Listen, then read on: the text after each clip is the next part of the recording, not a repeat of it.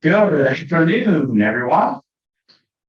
As you can tell, I am not Brandon because we are starting on time. For our guests, my name is Stephen Brown. I'd like to welcome you to Beavercreek Rotary. I'd like to thank our greeters, Jerry Pfeiffer, Pete Bales, Eric Marcus, our ticket master, Pete Bales and Weinstein for great programs, and Jen Donald for the website. I'd like to invite Diz Strarby up for the invocation.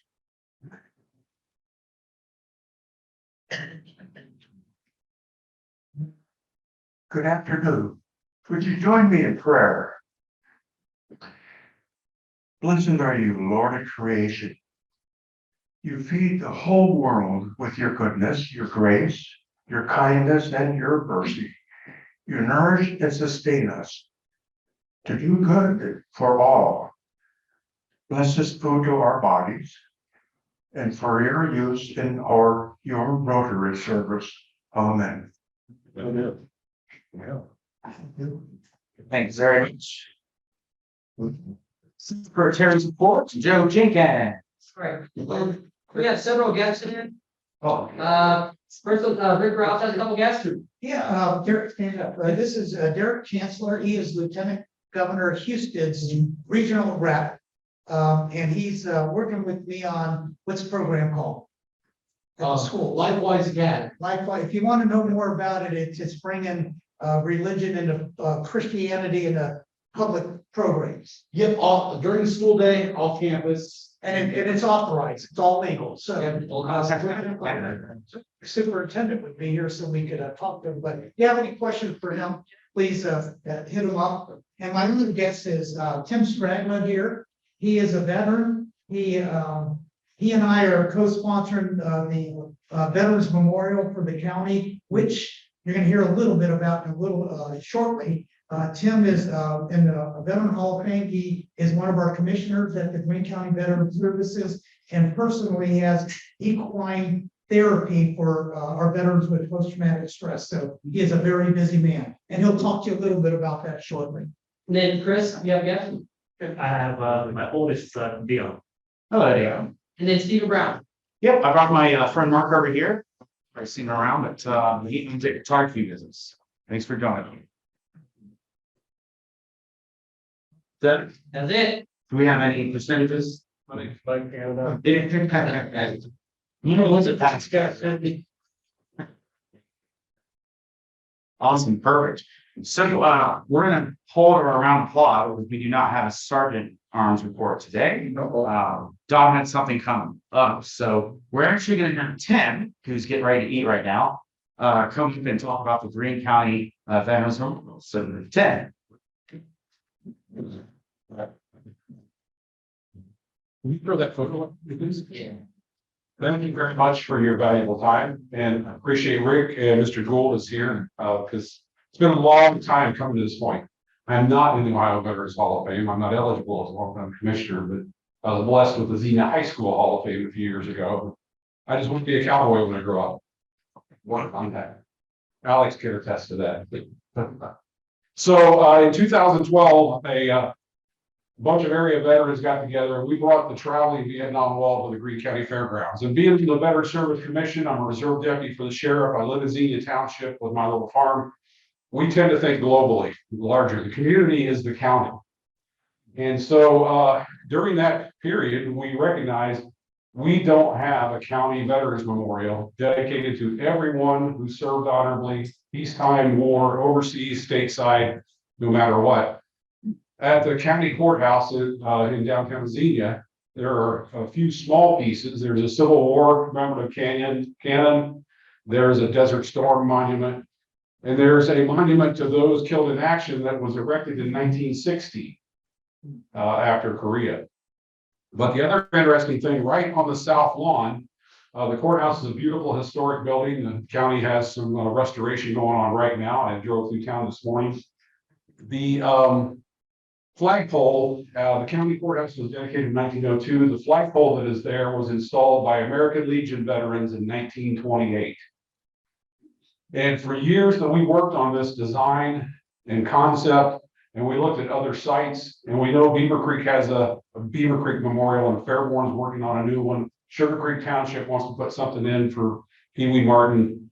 That's all great, but there's about 160,000 people in the county. And according to the stats that we get at the office, 11.5% are veterans. And that's a fairly high percentage for Ohio counties. I know Wright Pat's got a lot to do with that. And we, again, wanted to make something inclusive to everyone who ever served honorably, no matter when. Because we're actually meeting through Veteran Services, veterans who served in the Cold War years or in the 90s between Desert Storm and Iraq that don't think they're real veterans, who don't think they are entitled to benefits or recognition. And so we always stayed with the design that was on the south lawn of the courthouse that used that flagpole as a centerpiece. And finally, thanks to Rick's leadership and Dick and Tom Kugler, it was approved by the county commissioners last summer. Dodds Monuments has been a partner. They've done a ton of graphics and design work at no charge, sponsoring us in this. We had to change because Space Force is the new armed force. The plaza here was pentagon shaped. Now it's hexagon shaped because there are 6 armed forces around the flagpole. There will be papers that can be obtained through a donation. There will be benches. There'll be the flags for the 6 armed forces. Each of those monuments of the armed force will have images of the members and the history on the front and a paragraph on the back that has the history of when it was founded and its mission, et cetera. So there's an educational piece. And we hope it'll become a center place from Veteran Services for Memorial Day, Veterans Day, 4th of July, various other recognition festivals, things like that. Promotion ceremonies, the ROTC at the colleges that are interested. And so we would really love your support. We got to raise a lot of money, everything from individual pavers to corporate donors, anyone else that is involved or would like to get involved in helping us because we are, again, dedicated to getting this done. At latest, I would love to dedicate it in 2028 on the 100th anniversary of that flagpole being installed. So this is an illustration. We have a website. There's a board over here that has the QR code that scans, takes you direct to the website. I've got cards with me, or Rick is my co-chair. You know how to get a hold of him. If you've got questions, please get a hold of us. And thank you very much. Yeah, hey, listen, I will also say this is such a veteran, military-friendly community. That's why I wanted Tim to come, and he's doing an amazing job. But this isn't just about money; it's about exposure.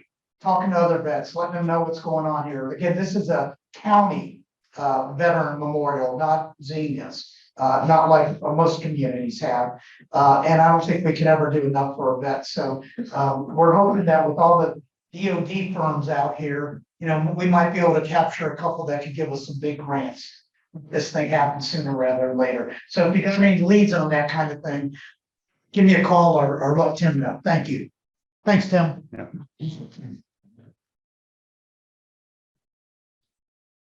Thank you very much.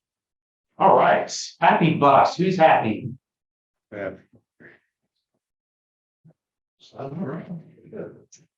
So I've got 35 happy bucks or sad bucks, depending on who you talk to. Some of you have already heard in the community, but I announced my retirement effective May 14th, in a couple of months after 35 years of service to this great community. Sorry. But that's what it's for. I'm not going anywhere. I'm still going to be involved in Rotary. I'm going to stay local. I'm just excited about the next chapter of my life.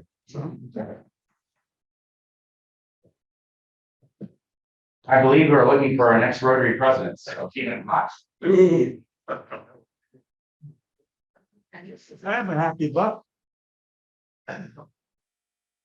We were at the Beavercreek High School last night and had a 4-way test contest, and you're gonna hear the winner, a lady named Madison Moore, on the 24th here.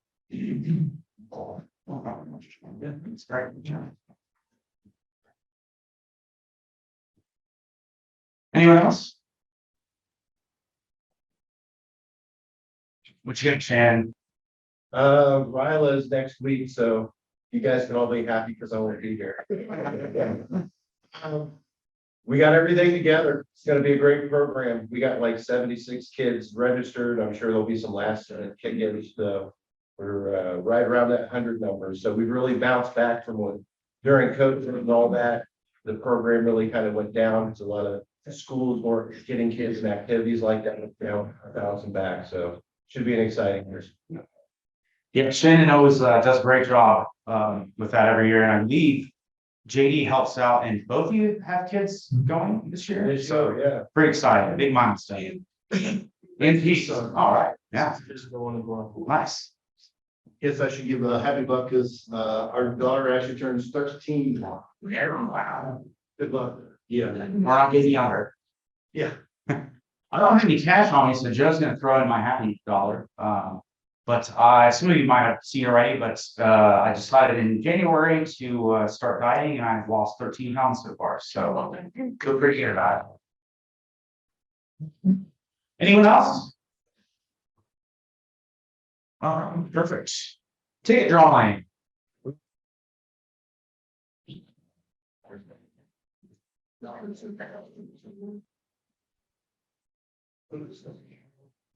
Always put mine around. You can attend. Why is there a pendant? Or somebody bullets on it?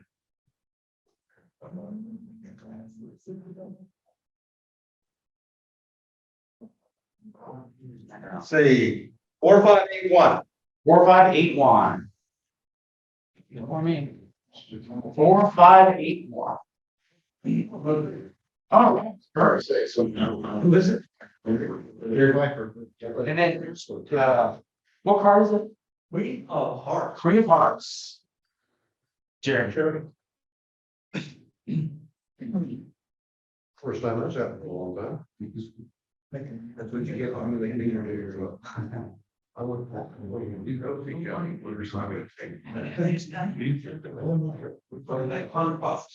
Oh, what? All right. Hunt Rose. Just a reminder, so half our proceeds go to our annual Christmas fest, so. All right, so we have any announcements for the club? Beth? Did you know the pancake breakfast is back? It's scheduled for Saturday, April 15th. Tickets are in. I have them up here. If you signed up last week to purchase some, I have them already for you. Please sign up to volunteer to work that day, and if you'd like to purchase any additional tickets, I have them all as well. Perfect, so really excited about that. We didn't get to have it last year, and I don't believe the previous year because of COVID, so really excited to have that back. Thank you guys for working on that. We do have t-shirts we can wear, so it'd be great if everyone was in uniform. If you do not have a t-shirt or haven't gotten yours yet, we do have some back here, but they're nice Rotary t-shirts that say Rotarian Service. So if you have it, let me know and I'll make sure you get one. Jim? I have a couple announcements, and there are flyers on your table with the details, but we're taking nominations for the Outstanding Community Service Award. If somebody has made major contributions to our community, they would be honored at Founder's Day dinner. The write-up is 1 page or less, so if you've got somebody in mind, give me your nomination by April the 7th, so the board has time to review all of that and make their selections. The second one is our Flags for Heroes program. Our next event will be Memorial Day. And then, of course, we follow that with Independence Day and Veterans Day. A number of you have sponsored heroes in the past. We're trying to get more into those. So if you would, there are flyers there also, but consider nominating, sponsoring somebody as a hero. Thank you. Thank you. So Flags for Heroes is probably one of my favorite programs we have here. Obviously, we are trying to raise money for Rotary to be able to spend in different ways for the community. But I really think it's such a great marketing for us. People ask all the time, especially over at the Be Hope Church. I mean, it looks amazing. So we'd love to continue that program, and to be able to do that, we need all the support we can get. So thank you. Anything else? Any other announcements? All right, perfect. We'll move on with the program here. Pete Bales is going to introduce our speaker today.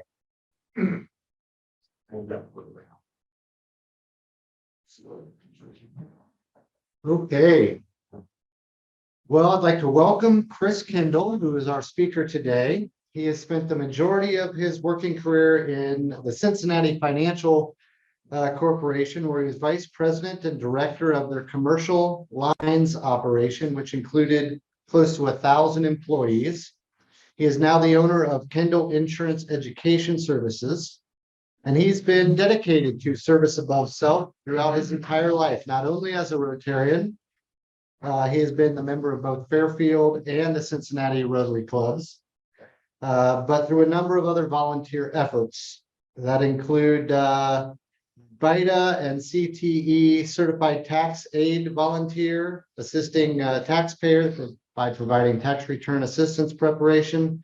CityLink, which is a Cincinnati-based organization, which provides holistic assistance to those suffering from poverty. He's past president, secretary, auction chair, and ongoing chair of the annual Christmas project for the Rotary Club of Fairfield. Very cool. Past board member of the Fairfield Community Foundation, past board member and president of the Fairfield Chamber of Commerce, and served by chairing numerous City of Fairfield organizations dedicated to strategic planning and financial evaluation. He currently resides in downtown Cincinnati with his wife, Sarah. They have 4 adult children who live in Boston, Minneapolis, Fairfield, and Cincinnati. Chris comes to us today as a volunteer doing group presentations for Senior Medical Patrol, also known as SMP. SMP's primary mission is to protect older adults from medical identity theft and fraud from across Ohio. They have a number of other related services that he will also discuss during his presentation. So please welcome Chris.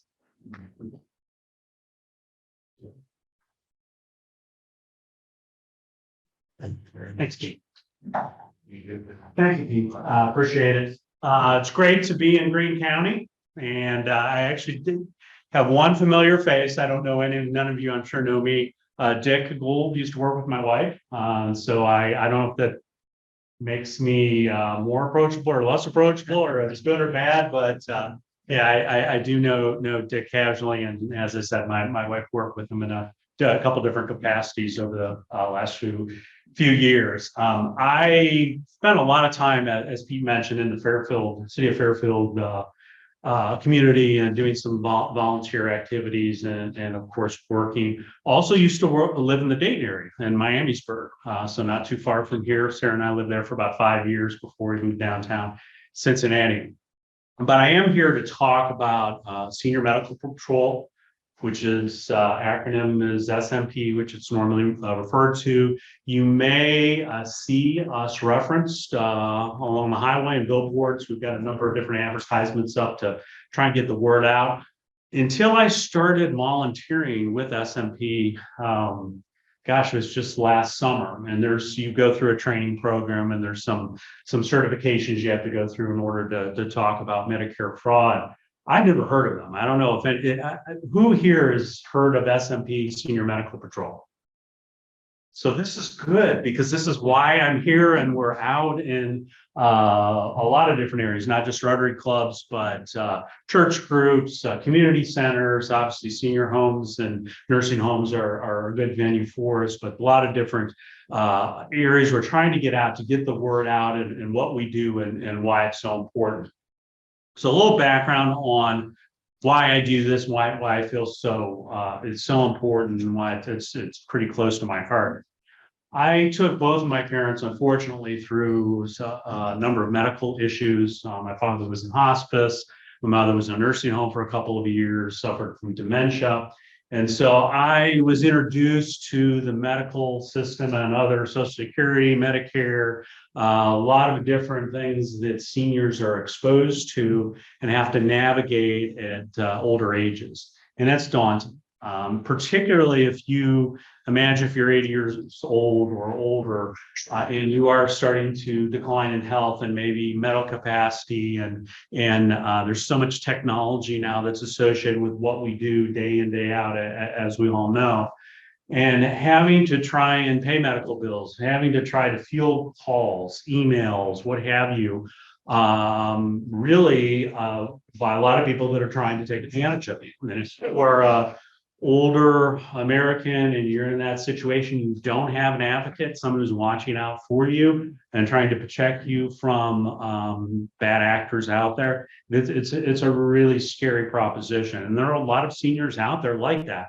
Now, fortunately, I think for my parents, I did try to be there and I did try to be their advocate. My brother actually is handicapped and learning disabled as well, so I'm advocating for him now, and he is part of the Medicare system due to his disability. He's not 65 yet, but he has qualified.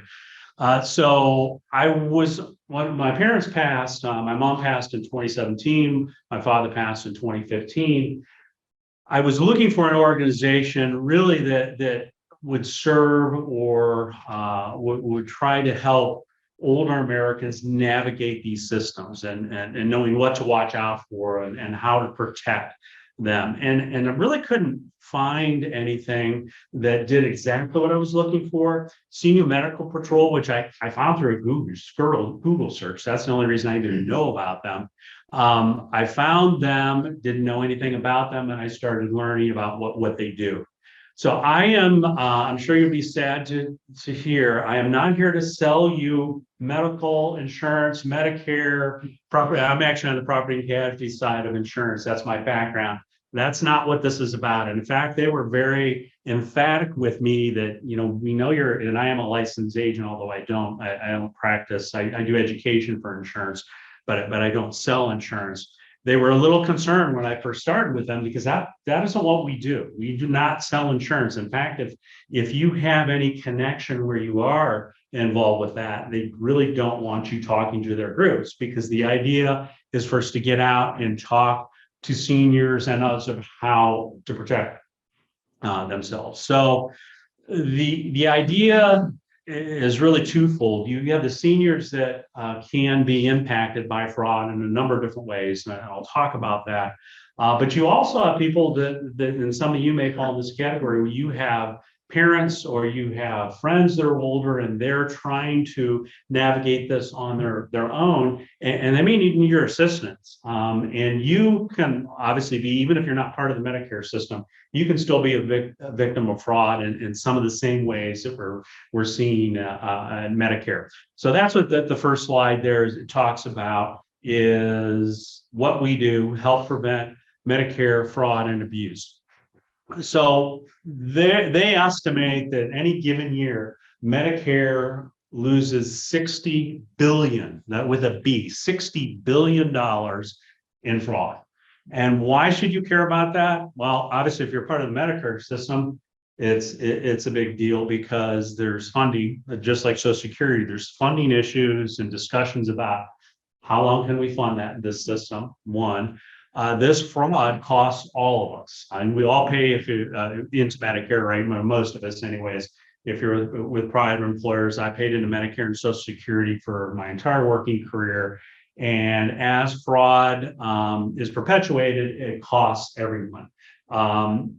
Even beyond Medicare fraud, I just read a statistic the other day that in your lifetime for insurance fraud in general, on average, every American will lose close to $70,000 a year just due to fraud and abuse of fraud. So, and as I just mentioned, higher premiums, or that is another impact of fraud, is higher premiums, in addition to the fact that it is a strain and stress on the system.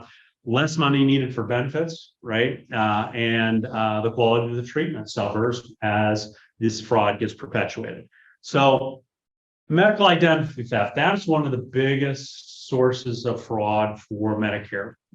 How does that happen? Well, the big scam, and this is going on right now, and you may have read about it in the newspapers, is the Medicare card. Seniors and people that are in the Medicare system, or if they're suspected to be in the Medicare system, are being called, and this isn't the only fraud that works this way, but this is going on today, right now. It's in the papers, it's been a lot of press. How Department of Insurance has put a number of alerts out. There's television commercials about it. The fact that seniors are getting called by people purporting to be either with Medicare, with Social Security, State of Ohio Insurance Department, and saying, listen, we need to replace your Medicare card. We've got to either replace it or we've got to give you a plastic card. We've got to laminate. They come up with whatever. Medicare is not cold calling people. They're not calling you. The people from Social Security are not calling you. The Ohio Department of Insurance is not calling you. So you need to, if you get called or you have loved ones that are in the system or getting called, this is a scam. And what happens is they convince them, these people that are having the fraud perpetrated, they convince them that, gosh, I need to get this card replaced. I don't want to lose my insurance. And they give them their card number. Absolutely, that's like giving them your Social Security. It's the absolutely worst thing you could possibly do. So what do you do when you get these calls? You hang up. I personally, and I don't know if all of you work the same way, but on cell phones, you're constantly getting texts, calls from unknown numbers. If your number is not attached to one of my contacts, I don't answer it. Now I have a voicemail set up. And if it's important, you leave a voicemail and then I'll decide whether I want to call you back or not. But I personally, and I would advise anyone, don't answer a call where you don't recognize the number. And it can look like a local number. Probably a lot of you are aware there's spoofing that goes on. And it used to be you could recognize it very easily. Had some odd, it'd be XXXX or it'd be all nines or all ones or whatever. It was obvious it was a spam call. The Verizons and T-Mobiles and other carriers are getting better at blocking the spam. But now it can look like a local number. It can even look like a contact number. I mean, they're getting very good, unfortunately, at perpetrating these frauds. So you have to be really, really careful. The health impacts are involved because as the premiums get strained due to the fraud, the benefits that are available, the things that Medicare needs to do, it gets constrained, right? One of the big things that is going on right now in terms of the fraud is you'll get called about genetic testing. That's very big right now. Listen, they'll call you and they'll talk to a senior and say, we've got genetic testing. We can see if you have a predisposition for dementia, for Alzheimer's, for cancer, and really no cost. It's covered under Medicare. We just need your Medicare now. Don't do that. You do not ever want to give someone, unless you are very confident that it's a medical professional you've dealt with, it's your own doctor, you go on doctor visits, you go to a hospital, they're going to want the card and everyone has that. But you never want to give your number out to someone who is calling to give you free services. A lot of times they're very aggressive, and so they can frighten older adults, older Americans, and so be aware of that. If you have people that are in that system, it's very, very prevalent. But as I said, the number one thing going on right now is the card scam. It was real during open enrollment. It was just a couple of months ago for Medicare. It was just the Ohio Department of Insurance and SMP and OSHIP, which is the agency that answers questions on Medicare through the state of Ohio. I was just bombarded with questions about this. So it is definitely out there. Personal financial losses come in with regard to a situation where they get your card number and then they start ordering things under your name. They get billed to you. Sometimes it's covered by Medicare, sometimes it isn't. It's covered by Medicare and it's a fraud. That's obviously a strain on the system. If it's not covered by Medicare and you're attached to that card, you're getting a bill. And so it is in some cases has financially ruined people because of these frauds that are perpetuated. Anyone aware of or do you watch this show American Greed? It's sad to watch the things that go on and the bad actors that are out there. But I personally like the show because the stories they talk about is when they catch the bad actors. how they catch them, the forensics, the FBI and other organizations go through to track these terrible people down that wipe out people's life savings. I mean, imagine living your entire life, saving the nest egg, and you get to retirement age and it's gone. Bernie Madoff, the biggest crook in US history, the biggest pyramid scheme. I didn't actually know a little bit about the Madoff situation, but Netflix had a pretty good special about him and talked about, well, what exactly did he do? How did this all work? Well, not only was he defrauding people, but he was collecting money. He wasn't investing it in anything. He was just pocketing it. And in order to feed the returns, he had to pay some investors that demanded it. He just went out and got more investors, and he was obviously very, very good at it. It was billions of dollars of fraud. It was just terrible, terrible situation. So we're talking about fraud. That's unfortunately the kind of thing we're talking about. So senior medical patrol. As mentioned, help Medicare beneficiaries prevent, detect, and report. I've got packets, and please take one with you, and it's got information on everything that I'm going to talk about this afternoon. And one of the big things that it has in there is a guide that if you're an older, well, really anyone can use it, but it's often used by older adults that are on Medicare, and they go into a doctor's office and they want to make sure they keep a record of what services they're provided for them. Because billing is a big issue with Medicare. It is not always accurate. You have to be very, very careful with it. So that is the prevention. That you want to make sure of the services that are being provided to you. So as my mom aged with dementia, obviously, I accompanied her to doctor visits, and I took notes on, this is what the doctor said, these are the services they provided, these are the recommendations. It was a pretty nice booklet in the plastic bags that I distributed that tells you exactly what you want to keep track of.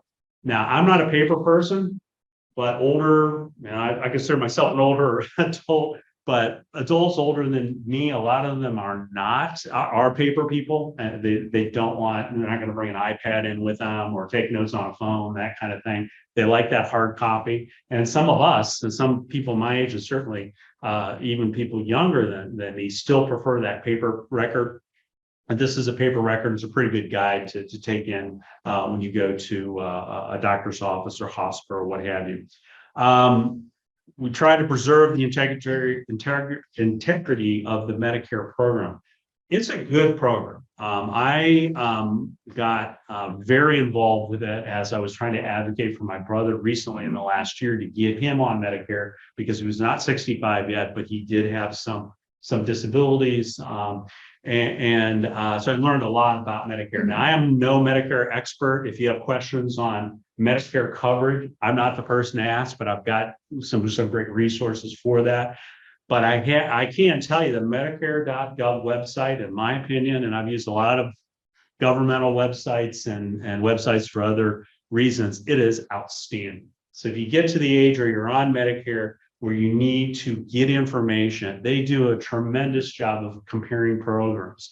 What's original Medicare? What's the difference between Medicare Gap and the other types of supplements that are out there for Medicare? It explains all that. It shows the companies that are available in your area. It shows the insurance companies that provide the supplements, and it's just they really have done a good job with that website. So if you are in the system, or you're about to get in the system, or you know people that are getting in the system, that is a great resource, I think. Obviously, the SMP relies on volunteers like me to come out and talk about this. And the information I think I've given the packets is going to give you a lot of that information if you have questions as you leave here, or have questions from or people that you may talk to that are part of the system or getting in to the system. Mission.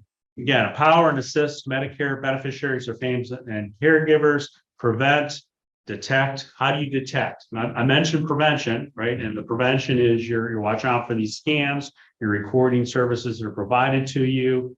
detect is a lot of that is watching the bills as they come in. But compare the services that you're actually provided to what you're billed for. I'm here to tell you now that it absolutely happens that Medicare, either by omission or commission, does bill for things multiple times, or they bill for things that they shouldn't. And a lot of times it's not an intentional act of fraud, it's a coding error, right? We all know about the medical codes, right? It's mind numbing, the number of ways that they have to track payments for services for Medicare, and mistakes get made, honest mistakes where they're not really trying to take advantage of you. They fat fingered it, right? It wasn't, they transposed a number. It just wasn't coded properly. So when you get that EOB, explanation of benefits, or the Medicare list of services provided, you need to make sure you look at that. The only thing that I really noticed in dealing with my parents with Medicare and other types of insurance is they were often sent multiple bills for things that I know I already paid for. And so I would watch that, obviously, and track it. Where you're running a problem is a lot of these facilities are very, very aggressive with collections. And so they will call you, particularly if they sent it to a collection agency, but even the facility that has provided the services, they haven't, or don't feel like they've been paid for that service, they're going to call that person. They can be very intimidating, particularly to older Americans. That's something to watch out for. It does happen. Again, my personal experience was multiple bills for the same services I already paid for. It was 6 months after my mom passed, and I got a bill from, I don't know, his hospital, doctor's office, or services they rendered they had never billed for, but she already passed. That's illegal. You can't, I'm sorry, if you miss something you should have billed for, but if someone has passed, you can't bill. And I got some legal advice on this. I'm not an attorney, so you want to, if you run the situation, you want to follow up on it. But you can't bill people that passed away, and you see that unfortunately sometimes as well. And then you report if you run into a situation you suspect is fraudulent or it doesn't just look right. You can call SMP, their contact information, numbers and information in the packets that I distributed. Call them and they will take a look at it. If they need to get someone else involved that's part of the Medicare system, they will do that. But a lot of times it's a legitimate error, or maybe it isn't an error at all. But there is that, and it's free. All of this is will pay for by all of us through taxes, but these are all free services that are provided. Through outreach, counseling, education, again, is what I'm doing right now, letting all of you know if you're part of the system, here are some resources that you have available. If you're advocating for someone, I use them. I called when I was, I didn't use SMP, but I used OSHIP, which is the Ohio Health for Medicare number, if you have any question about Medicare, and they are outstanding. And a couple questions that I think I'm pretty knowledgeable with insurance, not so much medical, but how insurance works in general. But there are a couple of things that just didn't make sense to me. And I called them and they're really, really good. And again, it's a free service, it's available to you, and you want to take advantage of it. What's fraud? So fraud, and I've hit on some, is intentionally billing Medicare for services that were not received, or billing for service at a higher rate than is actually justified. That's probably the bigger thing that goes on that I didn't mention. You receive that service, but they're billing you at a rate that is not correct. So you see something that looks kind of outlandish, you want to follow up on it. Yes. What do you do then? I was in a situation like that and wanted to report a Medicare fraud. I Googled how to do it, found nothing. I expected to find a website that would have a form to fill out or something like that. It was impossible. I gave up on it because it's something that needed to be reported. Right. Medicare was getting ripped off and I couldn't do it. And it's unfortunate because you Googled it and you still didn't find it. I'd never heard of Senior Medical Patrol, and they operate in every state, but in Ohio, the numbers in your packet, that's who you call SMP. There's an 800 number you can call and explain what the situation is, and they will investigate it. And they have uncovered a lot of fraud and taken care of it. So that would be my recommendation. That's exactly what the situation you described. It's exactly what we're set up to do. How do you know if it's not the right rate? Because what the hospitals and doctors charge seem to be, way up there and Right, versus what's actually paid. right. And so if they bill something, how do you know that it's not the right rate? Well, my situation, I was billed for a piece of, but Medicare paid $5,000 for a piece of medical equipment I didn't order. Oh, Then they wanted to bill me another $700 on top of that. I took that piece of medical equipment, Googled it, saw what Amazon was charging for it. It was 1/20th of the cost. Right. Something's not right there. Yeah, and sometimes that's a great point, because sometimes it's hard to tell. Does this look right? And there are some schedules out there and then laws that are being passed now to show what different services should cost. That information is out there, but it's not, you can't always match it with the service you're actually being provided. So it's kind of unfortunately sort of a feel. One of the things you can do is reach out to SMP and ask them, hey, what is reasonable, what isn't? How do I tell? And that's a great question. And I'm gonna take that back to SMP, because I'm sure that question will come up again. Yes. Yeah, one of the things is that I guess you're talking more about original Medicare than you are talking, say, an Advantage plan. We're really both. Because the Advantage plans, you get the EOBs come from the Insurance. insurance company, not from Medicare. Right. Now, my mother-in-law right now has original Medicare with a supplement. So I get EOBs from Medicare telling me how much we might owe. And then I've got to wait for the EOB to come from the supplement to say how much we really owe. Right. And in between that, you've got the company sending bills to you because they don't have both halves of the equation yet. Right. Right. Yeah. And that's why it's so daunting. And the EOBs are mind numbing because the Medicare seems to be able to do with 50 pages what most people could do with one.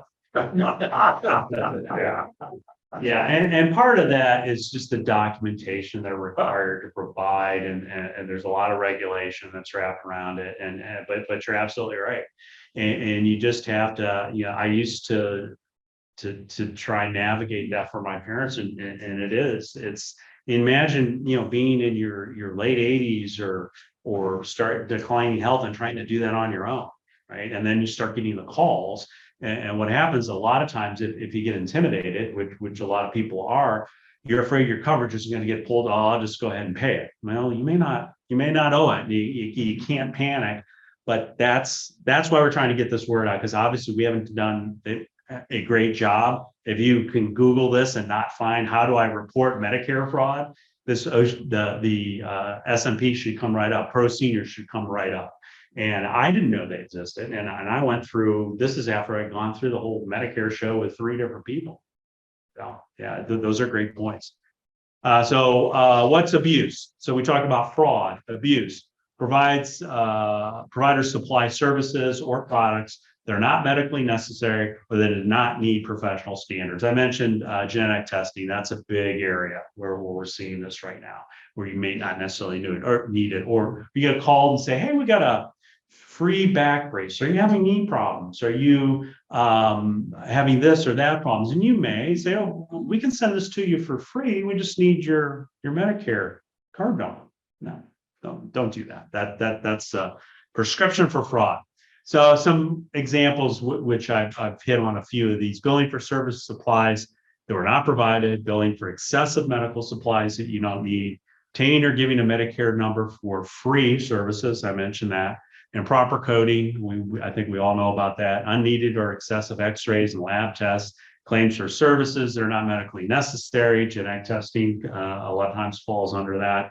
Using another person's Medicare number or letting someone else use your number. Really bad idea. And I think we all know that. So just be really careful. That Medicare number, which one of the things that really shocked me when I started getting involved, and this is no longer the case now, My mom's Medicare card, and some of you may remember this, was actually the Medicare number wasn't your social security number. She used to carry that around, and it was, to me, mind-boggling. Now they've changed that. It's not the social security number, it's an actual Medicare number, but you need to guard that like your social security number. You need to be really, really careful that that only is given to people that should have that information. Real life cases, Medicare fraud and abuse in Ohio. So this is kind of a classic example, and it's great that these folks were caught, these fraudsters.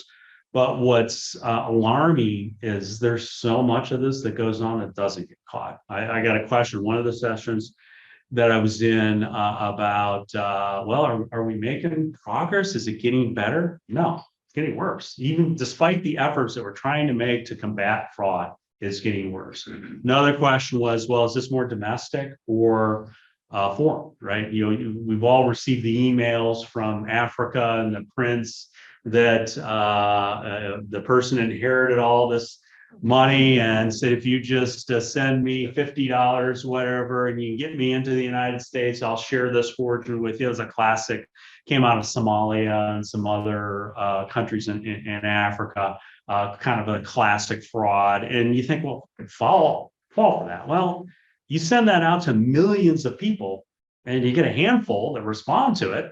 Well, it's not difficult to send emails out, right? So a lot of that was going on back in the day. Can you go back to that last slide? I want to make sure, sorry. I want to make sure on the fraud and abuse case in Toledo. And so here's another example, ambulance services. One of the problems for seniors, obviously, particularly those that are not very mobile, my brother falls in this category. He's not very mobile, and so their Medicare can provide ambulance services. And Medicare will cover that cost. If you're in a wheelchair, you can have up to 2 attendants. Medicare will cover that cost, and it's a great service, and it's a great thing that Medicare does for those that are not very ambulatory. Well, in this case, we had some folks get together, providers as well as the fraud perpetrators, and they just made up trips that never happened. Or if the trip did happen, they said that there were attendants, then there weren't attendants. So I want to say the fraud was somewhere in the million, not a huge fraud by fraud standards, but somewhere in the $1 million range. Well, through SMP and some other agencies, they were tracked down. They're serving time in prison, which they should, and obviously they had to pay all that money back, and they were fine. So that's an example. Ambulance services, that's way where they're billing for something that really isn't happening or being provided. Yes.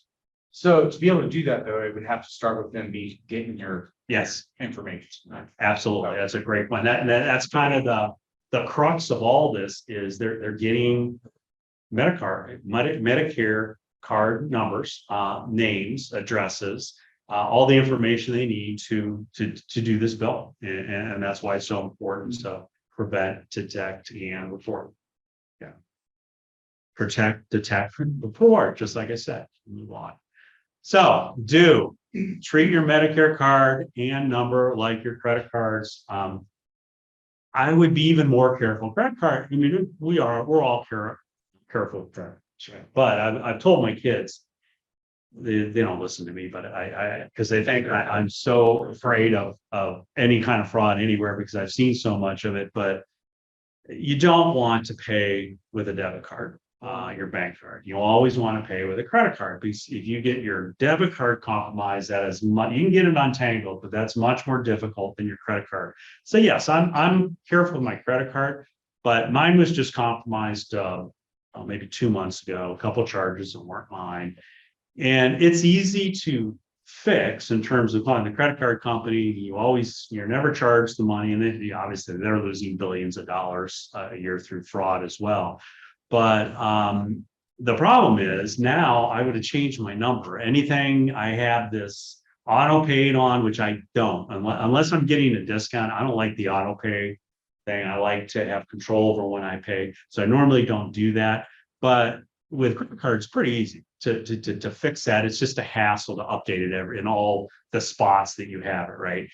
The Medicare card, that is, I think something like, I would treat it like social security card, as I said, I mean, it's that important. Watch out for identity theft. I had a friend of mine that I used to work with, that his identity theft was to such an extent that this person was, that they thought was him, was committing crimes. They thought, and I won't mention, he finally got it unraveled, but it took him close to 10 years for the police stopped calling him and tracking him down, because this person who had stolen his identity was committing crimes, stealing things, committing credit card fraud, all these things. So that identity fraud is a really a big deal. Be cautious, or to be aware that Medicare does not, and I mentioned this at the onset, Medicare does not call or visit to sell you anything. Yes. Well, I was also going to say, as you're doing this, that you should be very careful with your username and password on My Medicare, because you can go to My Medicare and print a Medicare card. Absolutely right. And so if you're using a weak password that's like, John, or your email or your wife's name or something like that, it's very easy to crack. Yeah. You need to be using something that is just a generated password, not one that you've made up yourself.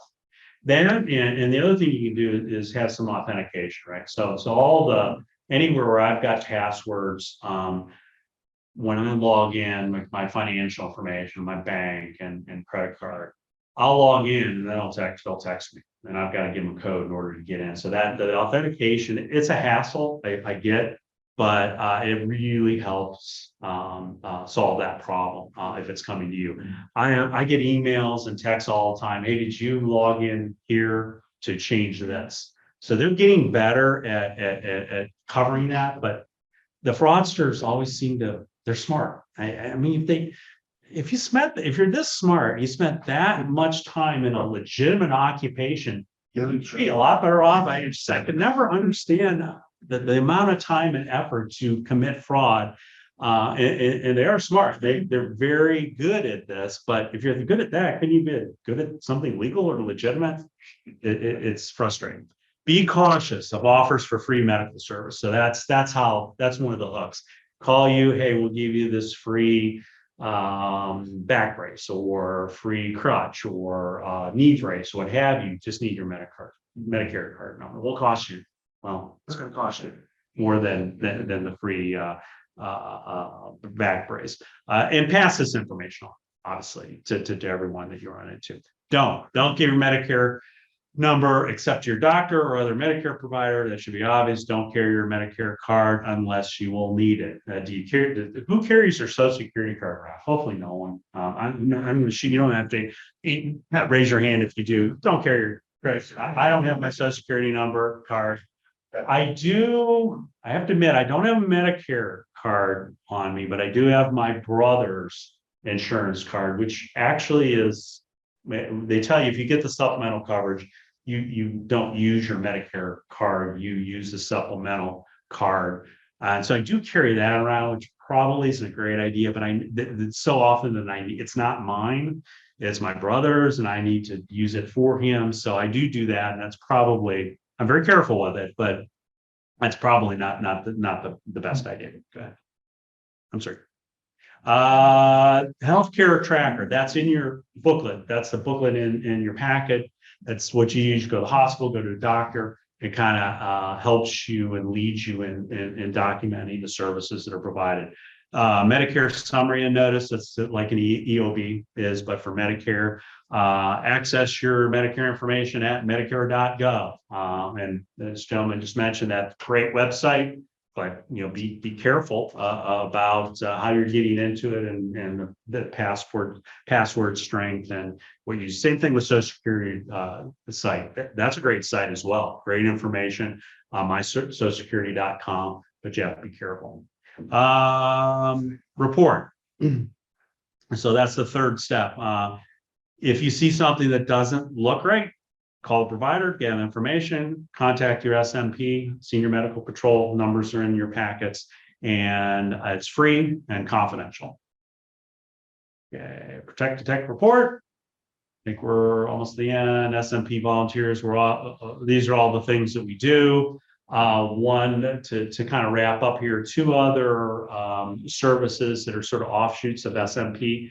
We have attorneys on staff, pro bono, provide free legal services for anyone age 60 or over, I think. So you're having problems with a nursing home, you're having problems with rent, housing, there's just, and it's in your packet, it shows all the services you can get from an actual attorney, free legal advice. We also have ombudsman.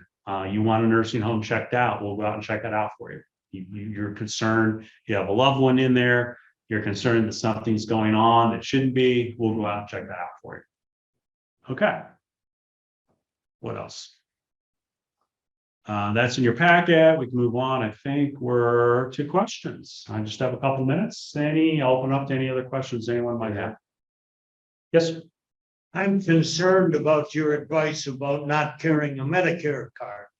If I go to a hospital or I end up in a medical facility, something, the first thing they ask me for Right. is my Medicare card. Right. So how do I cover that? Do I record my Medicare number somewhere and code it or something? But anytime I go to any medical facility, the first thing they ask for is that card. Right. So how do I protect? Well, so obviously, if you know you're going to a medical facility, you have to take your card with you. These are situations where you're not intending to go to medical, but you can have an accident, right? I could have an accident on the way home. I got to drive back to Cincinnati. And those situations, I still would advise not to carry the Medicare card with you, but you can get it to them at some point. But I wouldn't recommend you carry it with you unless you know you're going to doctor's office or hospital. Yeah. Stated earlier, though, if you have a supplement or Medicare Advantage. Yeah, you don't carry that card. Yes. Because it goes to them and then they send it to Medicare, then they get it back from Medicare, and then they handle the whole thing. Right. Yeah. And since I'm on, my brother's on Medicare Advantage, I have the supplemental card. I never carry the Medicare. I don't need to. All you need is supplemental card. But if you're just on A and B Medicare, the base Medicare, unless you know you're going, and if you have an accident or something that's unforeseen, you can tell them you're on Medicare and you get that information to them later. But I would not recommend you carry it around. Take a picture of it, put it on your phone. Your phone has a lock. Usually your phone is, someone's gonna have to beat you up, put it in your face to be able to get in again. Don't do I never do. Everyone watch You? Yeah. Yeah. So they do that. That's so I stopped doing facial recognition a lot, but I'm paranoid about a lot of different things. And I just didn't like the idea of the facial recognition. So I don't use facial recognition. I've got a pretty complicated code. It's first thing, you only have a 6-digit code to open a phone for most phones. Facial rec works way better. Yeah. Because somebody can see where you're punching it if you're in a bar or someplace. They can see what numbers you're hitting, but they can't steal your face. Yeah. Yeah, I can make that argument. I'm just not comfortable with it. And you can also make a longer, there's ways you can change your phone to make it longer. Mine's actually 8 or 9 digits in order to open it. But you're right. Yeah. I mean, you do what you can. You got to do what you're comfortable with and protect yourself at the same time. Anything else? Okay, thank you. I appreciate you having me. Please and there are surveys, if you get a chance, there's pens and all those packets. There's surveys, if you get a chance, you can complete those and I'll come around and pick them up after the meeting. So thank you very much. Thank you. Let's get another round of applause here. Very informational. I get screenshots from my mom on Facebook all the time where she apparently won something and she asked me if it's a scam. Sure, like it's high-tech scheme. So very informational.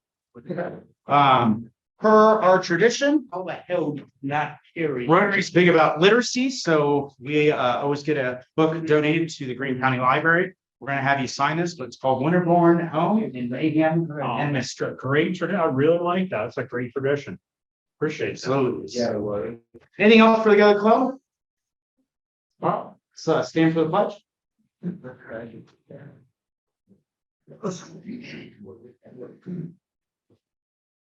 Chris, would you like to lead us? I believe it's Jesus to die of the United States of America.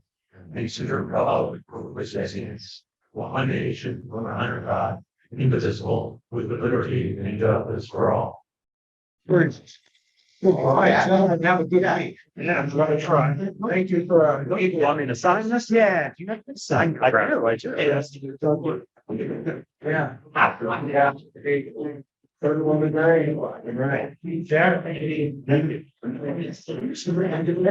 Here and more. Jim's over there for it. I think all right. All right. Back.